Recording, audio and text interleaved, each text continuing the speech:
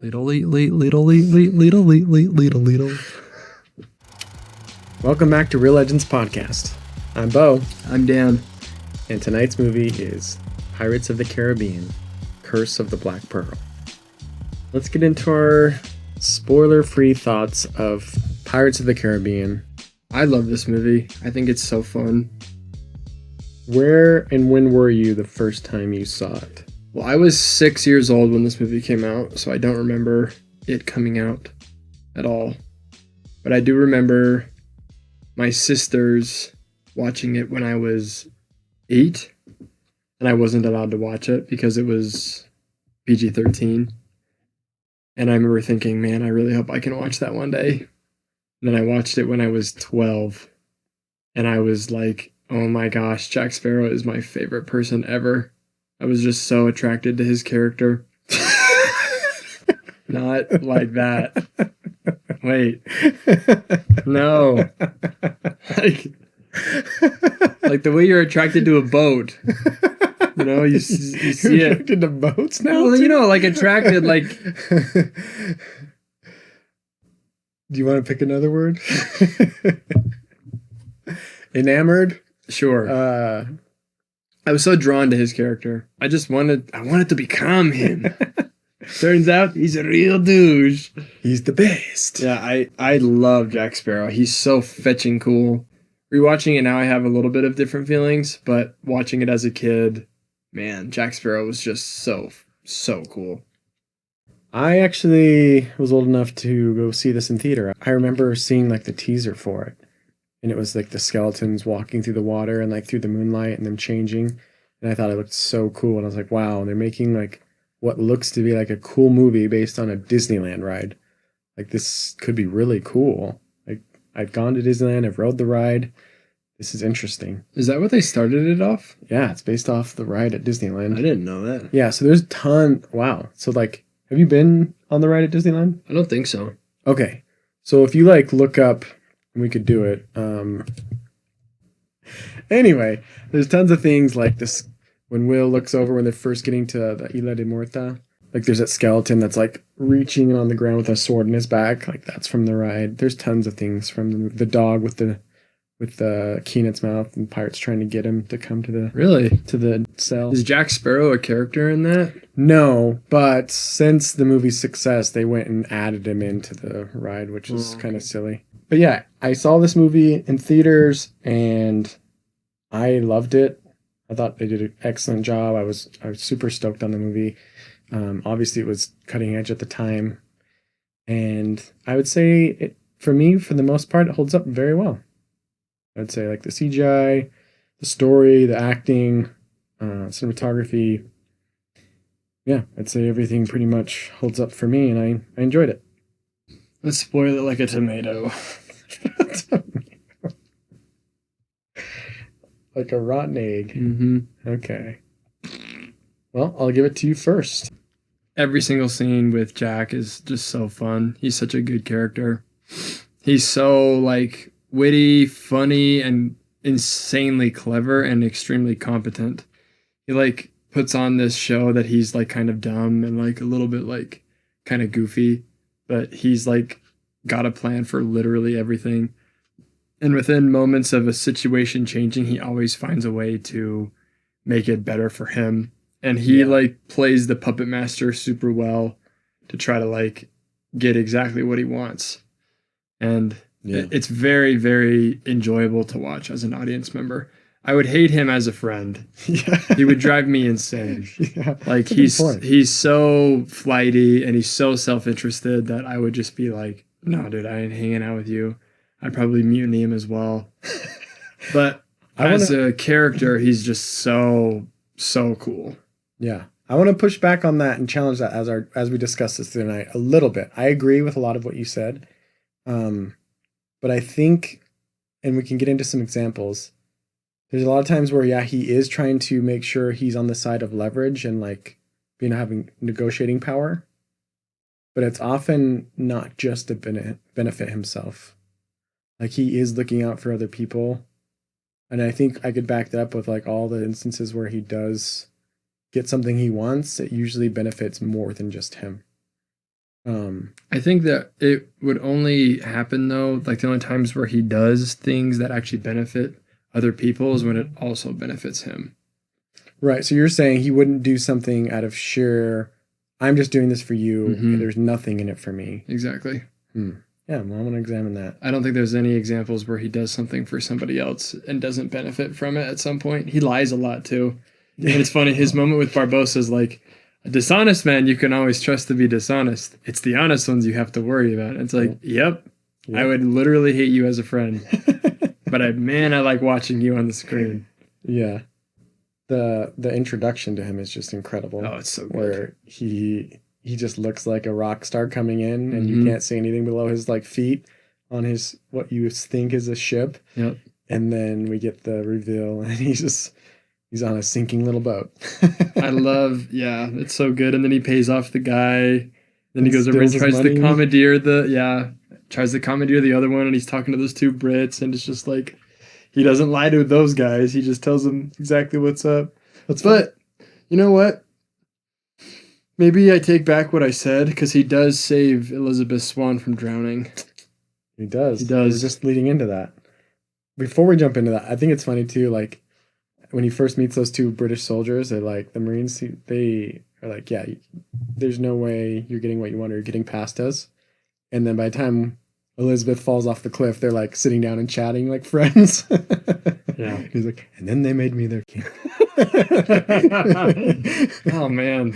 He's just very charismatic and super charismatic. People kind of get charmed by him. Maybe he wouldn't have saved Elizabeth, though, because he knew that she fell from the fort, and so he knew that she was an important person. And so he kind of does it out of sheer, like, how could I benefit from this? I don't know. I'm going to push back. He's like, he looks to the soldiers, they don't do it. So he's like, shoot, I guess I have to do it because it's the right thing to do. Yeah, and maybe. So he jumps in. I don't think he calculates any benefit there.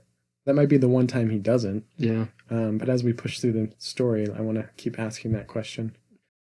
I love his line of the day you almost... No, my favorite is, you would have to be the worst pirate I've ever heard of. He says, but you have heard of me. He's got so many clips that are just like, dang, that was so quick. Right. Love Very it. good. This was the day that you almost kidnapped Captain Jack Sparrow. Yeah. Runs away. It's just like, you see him coming in on this horrible ship, and you're like, dang, this guy doesn't know what he's doing. But then in that moment, he flies away, and it's just like, yo, he is such a G. Yeah, I like how immediately when he gets there too, there's like no wasted time. As soon as he pays off the guy at the dock, he's immediately going to steal another ship. Yeah. It's not like, I'm going to get a drink, I'm going to investigate, look around. He's like, I'm off to go get this other ship. I'm here. He's very ambitious. Yeah. He does not quit. No. Yeah. At no point in the movie is he not trying to get back to what he wants, which is the ship that was stolen from him, we find out, the Black Pearl. True. Very cool character. Through this, we also meet Elizabeth, who's the governor's daughter. Not saved Will, but met Will as a kid. Stole his little pirate necklace. And we meet Will Turner as well, who's a blacksmith, who's in love with Elizabeth. And what do you think of these two characters? They're pretty good. Yeah, because we're going to dive into like whose story we think this is. And then that's going to be important to figure out who these guys are and if we like them. Will's pretty cool. He's a little bit of a simp. Kind of just like wants to save Elizabeth. I don't know. He's not bad. I don't hate him. I think Elizabeth's actually sweet. I like how capable she is. Like there's a bunch of scenes where she is actually like really, really, really smart, and she knows how to do stuff. And I like that. She's pretty cool. She's very smart. I feel like Will's is kind of especially her eyes. Her eyes are really smart. She's also fetching hot. She's a very, very attractive woman. Yeah, but I have a girlfriend, so I'm not dying to look at her too much. I'm not gonna lie. That a guy. What a man. Yeah. Speaking of that, like Will Turner, he's like an outstanding citizen type. Yeah. Like he's very moral and grounded in like what's propriety and proper, and also even when Jack and him sword fight, which is a cool scene in the blacksmith forgery. I don't know, forge. he's willing to like stand between Jack and the door and even take a bullet just to say like, I can't let you go. It's not right if I let you go. He also follows all the rules, and he says the only reason you beat me is because you cheated. Right. This is what I was going to get to. This line where Jack says, the only thing that really matters is what a man can do and what a man can't do. I want to get your thoughts on that kind of philosophy or like that mentality. I know that's kind of a broad question, but like just as far as how does that apply as far as like to any of us? Is that a good thing to think about and remember in life? Like the only thing that matters is what you can do and what you can't do? I think you still need to make moral judgments, and Jack is not good at that. He makes lots of selfish judgments, and I think that Will makes a lot of selfless judgments. But I seem to like Jack more just because he's so much cooler. Right. Will's like a weenie. He's just like, I'll do anything for this girl who like barely looks at me. I'll die for her. Yeah, it's good. Yeah, exactly. Like I'm with Jack on that scene. I'm like, oh, great. Those little setups are so good though, because it's like the music kind of gets intense for a second, where it's like, what are you willing to do for this girl? I die for her. Oh, good. And it just the tone just changes. Like, okay, we're squared away then. That's perfect for my plans. Yeah, I have a hard time getting behind. I don't know. I want Will to have more of like a personality than just to be like, I love this girl. I always feel annoyed at like any character when like their sole purpose is just to save the woman and they have like nothing else going for them. But I think that might just be a me thing. Sure. No, I get where you're coming from. So he's a blacksmith. He takes pride in his work. He takes time to practice sword fighting and is in love with a girl. And that's kind of the gist of him, right? Yeah. He's a good guy. Yeah. And I think he doesn't do anything wrong per se. When he's on screen, I'm just like, meh. I don't know. He doesn't make the movie like the movie for me. I feel like they could replace him with pretty much anybody else, and I don't think the movie would change that much. Yeah. Kind of like, how do I put this? Like modelly too? Yeah, he's like too handsome. Yeah. A little too handsome for a blacksmith. Dude, we need someone a little more rugged. What we need. Swan's just like, oh my gosh, yeah, exactly. This guy's freaking rugged man. Here's what this is what grinds my gears of all the things in all this movie, dude. Commodore Norrington is actually amazing, and he gets shafted every single time by Elizabeth and by everybody else. Like, you think so? Commodore Norrington is doing like everything that he should be doing. Like, he's been working his whole life to become the Commodore. He finally gets it. He's been working super hard. Everybody respects him. Everybody likes him. He finally becomes a Commodore, and he's like, okay, well, I should get married now. So he finds Elizabeth, who he's known for a long time. Their families are close. And he is like, okay, like, I'd like to do this. And she's like, nah, I'd rather have this other guy. There's this model blacksmith in town that's kind of cute. Yeah, and I'm just like, dang, dude, that sucks for you. I'm sorry. Is it Norrington? Commodore Norrington. Norrington's kind of a prude, though. What do you mean? I mean, if you invite him to a party, you know it's not going to be fun.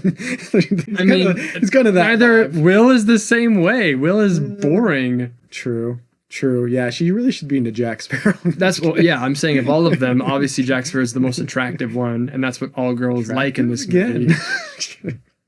I'm not gay.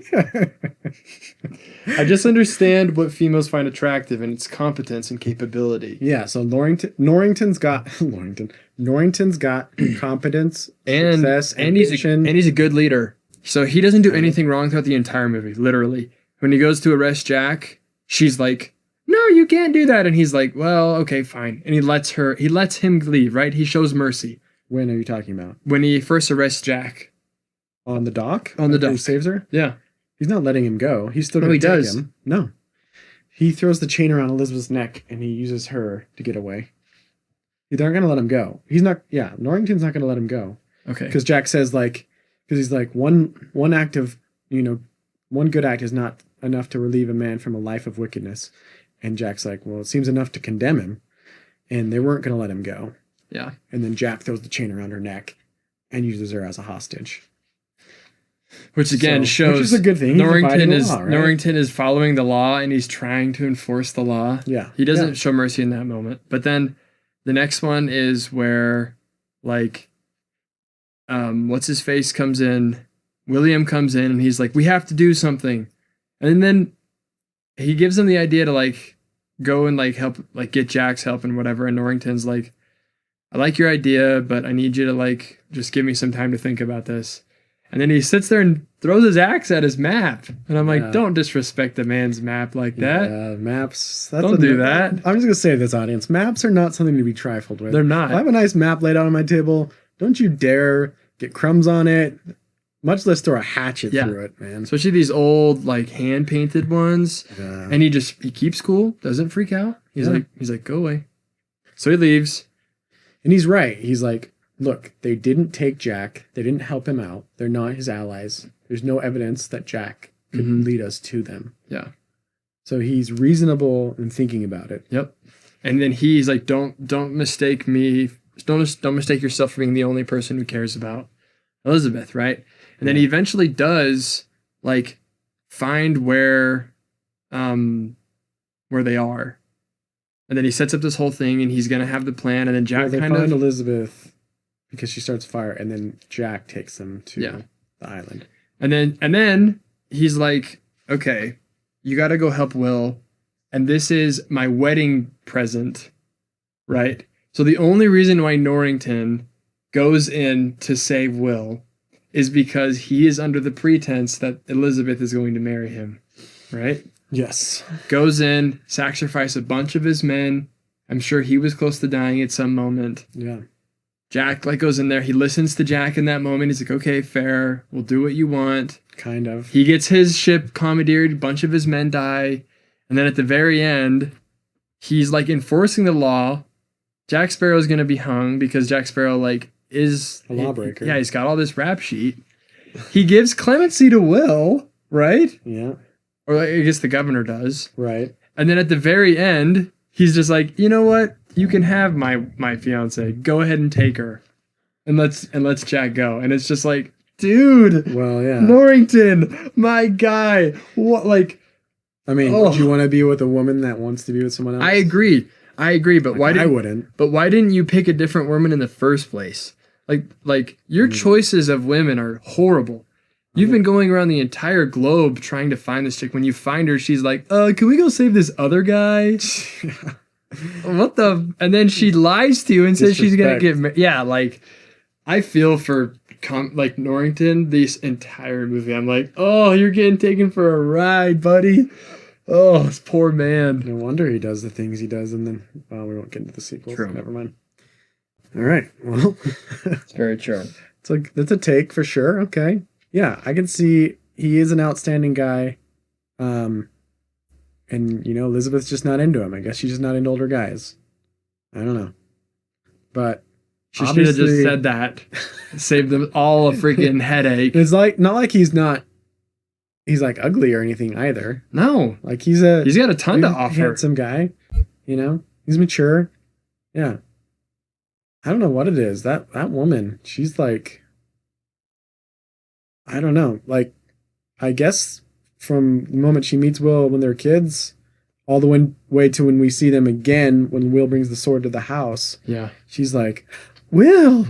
And she's like totally down to see him. Down to clown, as my friend would say. Mm-hmm.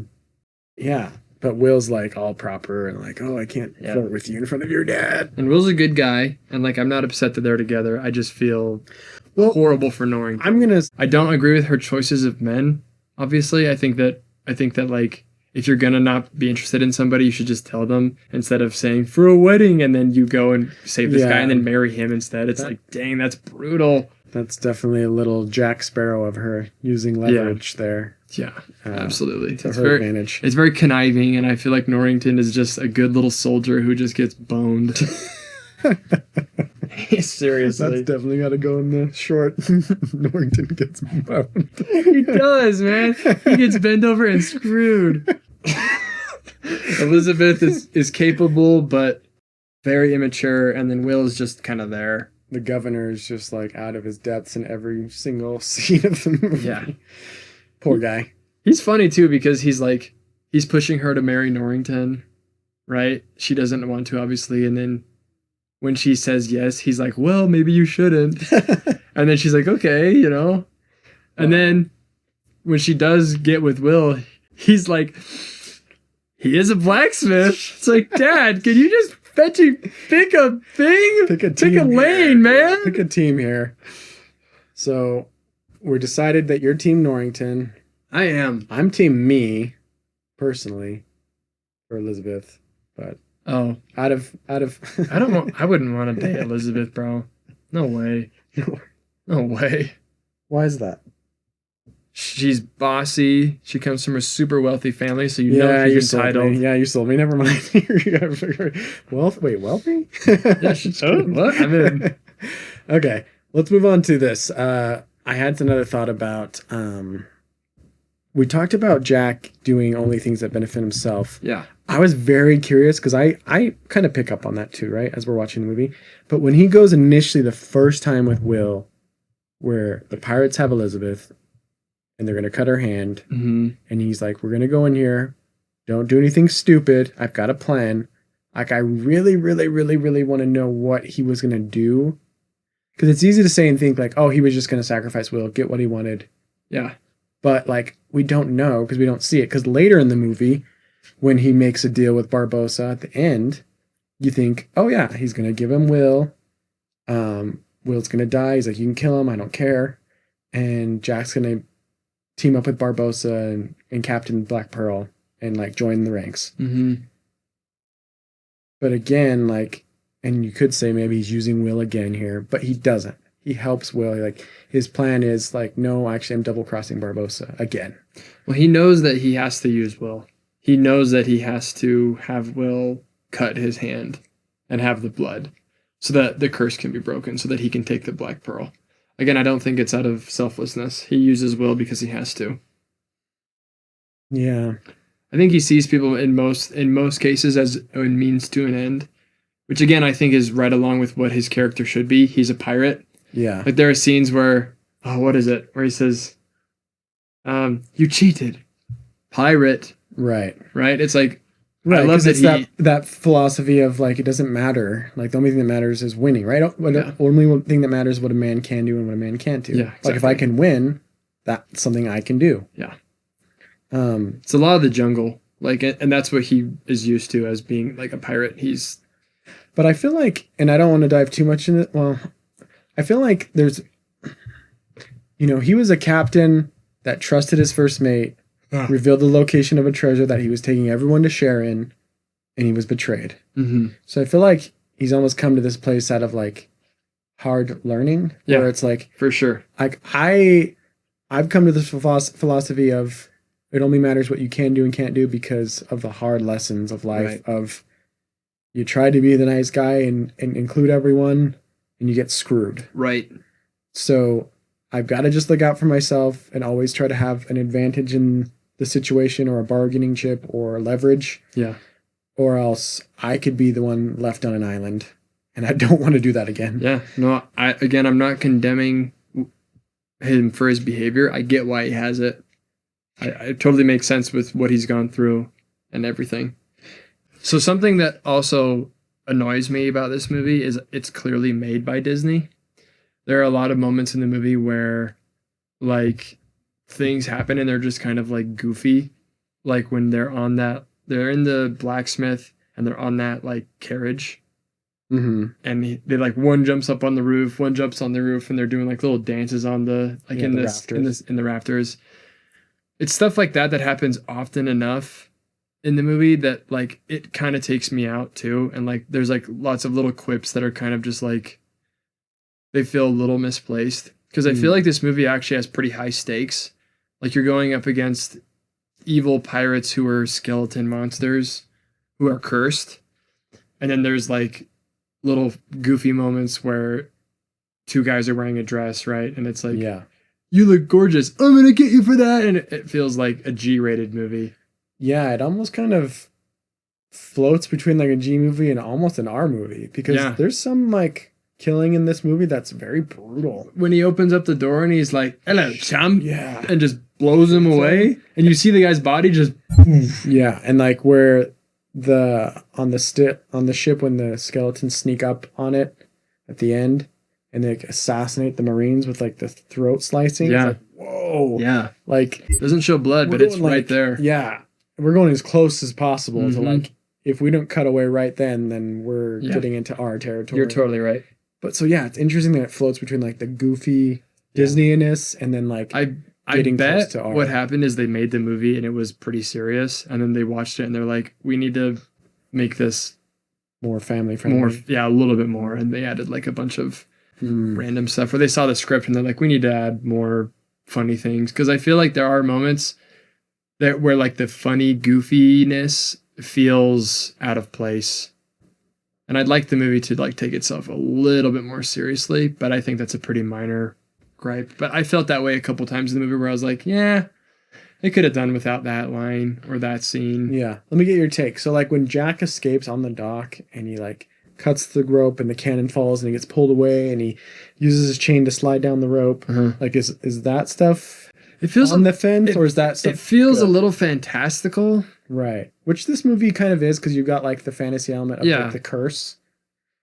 So I think those two balance together. Like I'm okay with Jack getting away in kind of an extraordinary way because there's extraordinary cursed skeletons. I didn't hate that part.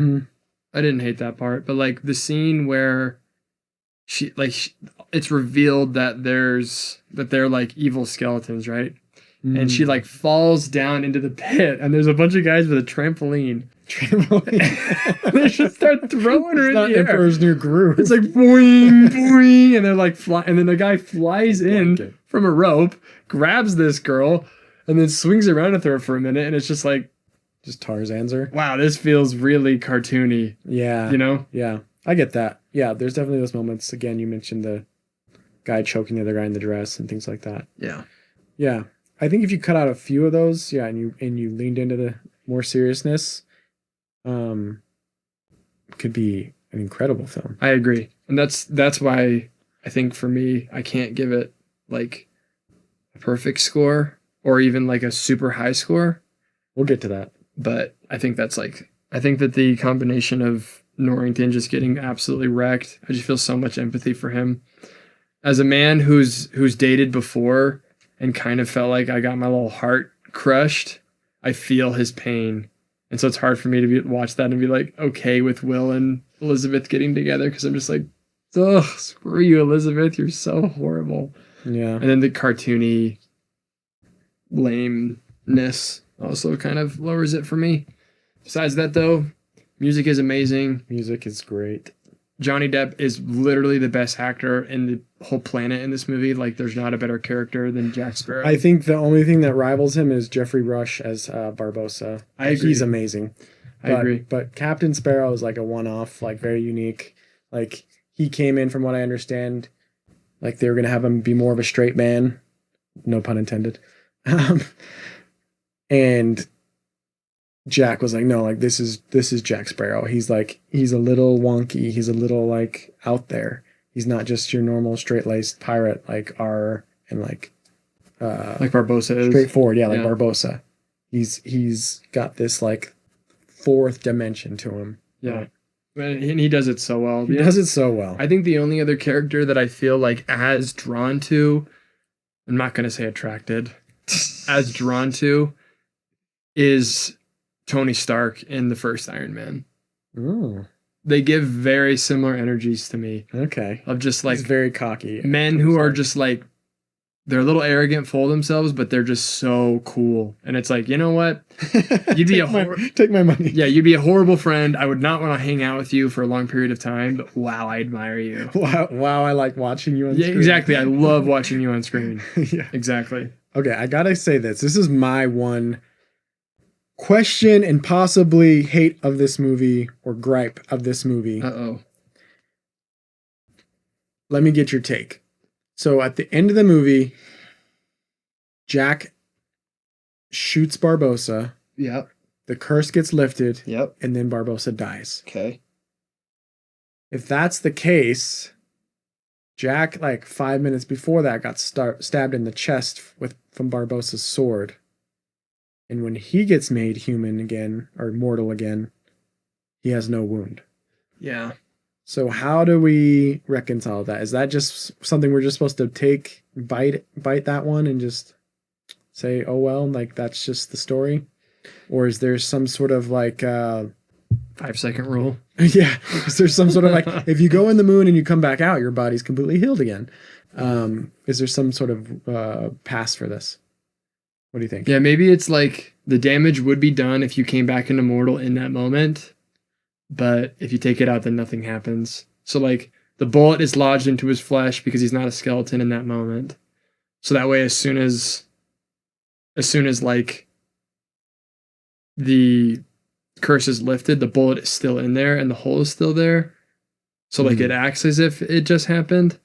But I agree. I think they could have done that better. Where it's like he turns and he's about to fire, and then like you see, like you hear the bullet, and then you see Will like drop it. Right. So that it's more like kind of unison, because it does seem like he shoots it and then it's like right looking around and then he drops it. Yeah. So I'm with you.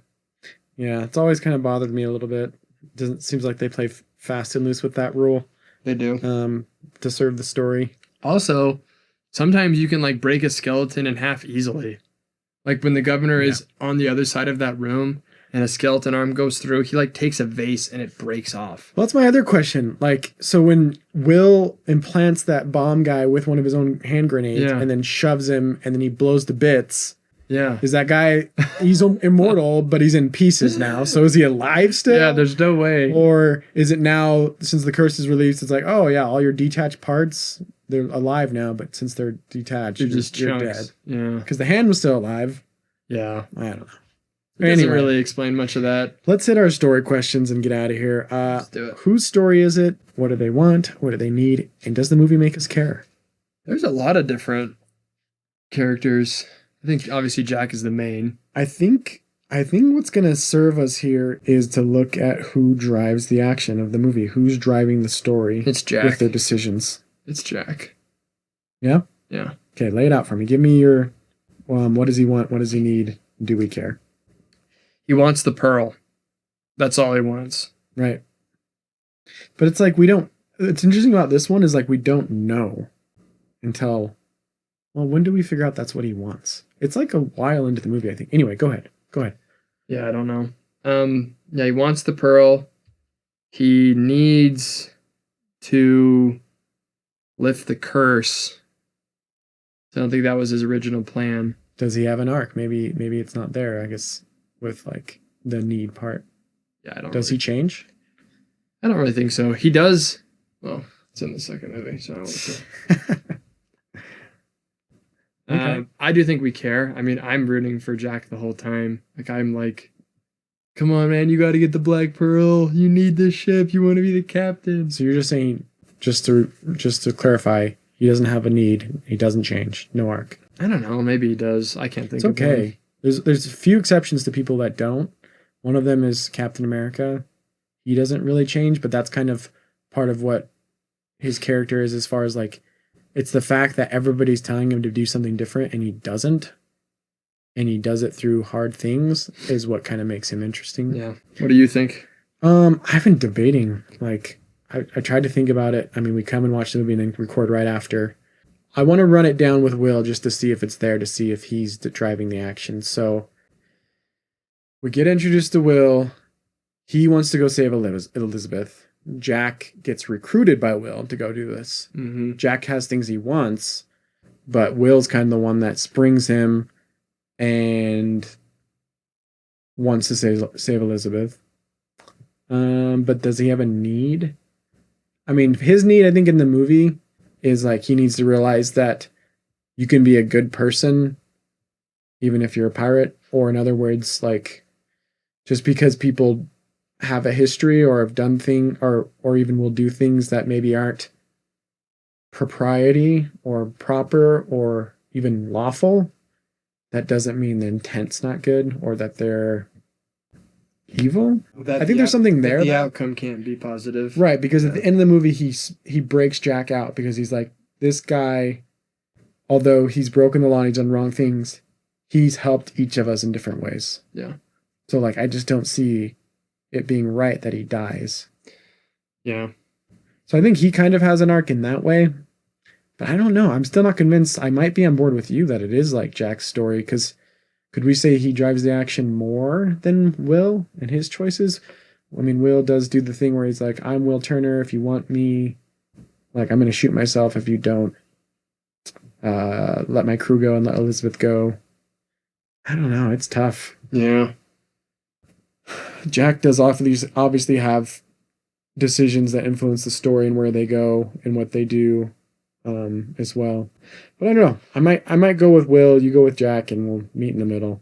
We'll go with Elizabeth. Definitely Elizabeth's story. What she learns is that you should just marry your blacksmith. Yeah, your word means nothing. You can just lie to everybody because you're hot. And the governor's daughter. Mm-hmm. Right.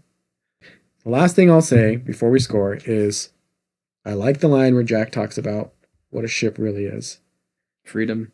That like resonates with me, and like as I guess a modern American as like a driver's license in a car. It's like that was what was so excited about getting a driver's license, is like I have the freedom to go places without relying on other people to get there, or walking, or riding the bus, or riding my bike, or riding my skateboard. But in his world, it's like he's kind of right. Like you can do anything and go anywhere in the world if you have a ship at that time. Like that was the main world navigation instrument, was a ship and sails. Yep. What a cool time. Yeah. All right, man. I give the movie an 8. I think it's an 8. Johnny's awesome. Music is great. I like it. I'd give it a 3 out of 5. Out of 100. No. No, I was debating. Yeah, I don't think it's a 7.5, and I don't think it's an 8.5. I think it could be a 7.5. I'm gonna go 8 on it. It's a good movie. Holds up well. Enjoyed myself. Yeah. We laughed. We didn't cry. Thanks for joining us on Real Legends Podcast. If you want us to do more of the Pirates movies, make sure you comment more Pirates in the feed. And yeah, make sure you follow us on Instagram at real.legends.pod, and check us out on YouTube at Real Legends Movie Podcast. We'd love to hear any takes you have on the movies we've reviewed, and any feedback on things you want to see, or more kind of topics we cover, or things we cover about movies. But we love getting into the story, characters, and the morality of every movie we watch. And thanks for joining us. I guess we'll catch you at the cinema concession stand. Catch you on the flippity flap.